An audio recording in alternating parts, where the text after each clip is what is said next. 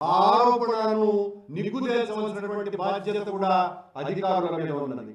పవిత్రతను కాపాడాలని ఘోషించేటువంటి ముఖ్యమంత్రి చంద్రబాబు నాయుడు గారు మరింతగా దీని మీద శ్రద్ధ వహించాల్సినటువంటి పని ఉన్నది. మీ కూటమి పాలన ఏ రకంగా ఉంది, బ్రాందీ షాపుల వ్యవహారం ఏ రకంగా ఉన్నదని మీ పార్టీకే సంబంధించినటువంటి ఒక శాసనసభ్యుడు నిన్న కొల్లిపల్లి శ్రీనివాసరావు గారని వాళ్ళ నియోజకవర్గంలో 4 బ్రాందీ షాపులు ఉంటే 40 బెల్ట్ షాపులు ఉన్నాయని ఆ శాసనసభ్యుడే నేరుగా బయటికి వచ్చి ప్రదర్శిస్తున్నారు. ఇది బెల్ట్ షాపు అని అంటే ఎంత దారుణంగా ఉన్నది మీ పాలనలో. మీరేమో నాణ్యమైన మద్యం ఇస్తున్నాము అని మాటలు చెప్పి ప్రజలందరినీ తాగుబోతులు చేయించేటువంటి కార్యక్రమం ఉద్యమ రూపంలో చేస్తున్నారు. ఇది ఏమాత్రం కూడా సరైనటువంటి చర్య కాదు.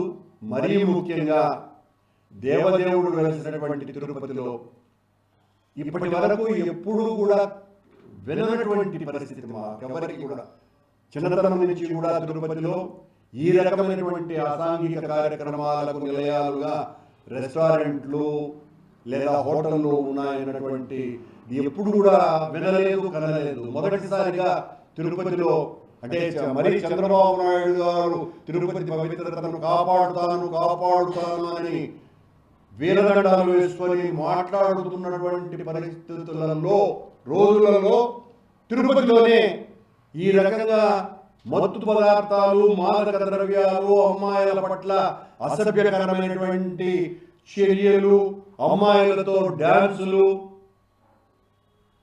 ఈ డీజే సౌండ్లు ఇవన్నీ కూడా తీవ్ర కలతలకు గురి చేస్తున్నాయి.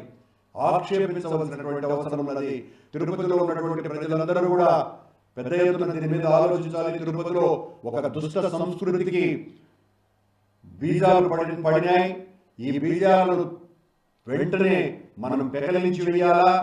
పోలీసు అధికారులు, ముఖ్యంగా ఎస్పీ గారు, అలాగే ఎక్సైజ్ అధికారులు వీళ్ళందరూ కూడా అప్రమత్తంగా ఉండాలి.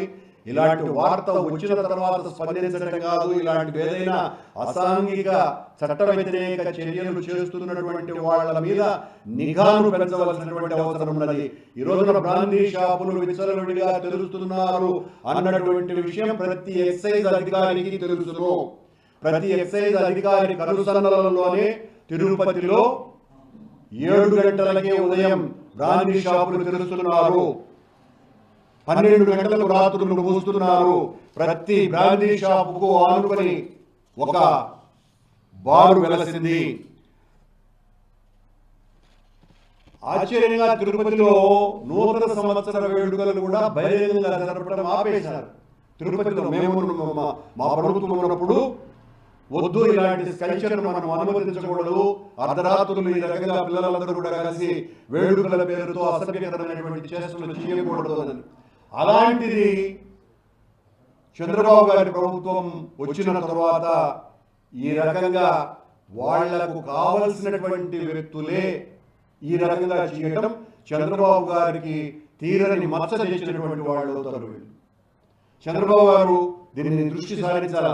మీకు చాలా చెడ్డ పేరు తెచ్చేటువంటి వ్యక్తుల పట్ల మీరు అప్రమత్తంగా ఉండాలా. అంటే మీరు చేయడం లేదు, మీ ఆదేశాలు లేవని అనుకొని నేను చెప్తున్నటువంటి మాట. మరి మీ ఆదేశానుసారమే చేస్తే ఇక దేవుడే దిక్కు. ఎందువల్లంటే ప్రతి నియోజకవర్గంలోనూ కూడా ప్రతి బ్రాందీ షాపు అనుకొని ఒక బారు వెలిసింది అంటే మీకు తెలియకుండా జరుగుతోంది తతంగమంతా అంటే ఎవరు నమ్మలేనటువంటి విషయం. మీరు చెప్పేది ఒకటి, చేసేది ఒకటి. చెప్పేవన్నీ శ్రీరంగ నీతులు అనే సామెతకు అనుగుణంగా ఉన్నాయి అని ప్రజలందరూ అనుకుంటున్నటువంటి మాట. తిరుపతిలో ఈ పవిత్రతను కాపాడండి, ఈ నగరం యొక్క విశిష్టతను కాపాడండి. ఇది మీ ఊరు అని మీరు రోజు చెప్పుకుంటూ ఉంటారు. మా కులదైవం వెంకటేశ్వర స్వామి అని చెప్పుకుంటూ ఉంటారు. మీ ఊరిలో వెలసిన వెంకటేశ్వర స్వామి ఆలయ పవిత్రతను, అమ్మవారి పవిత్రతను కాపాడుకోవాల్సినటువంటి బాధ్యత మీ మీద మొట్టమొదట మీ మీద ఉన్నది.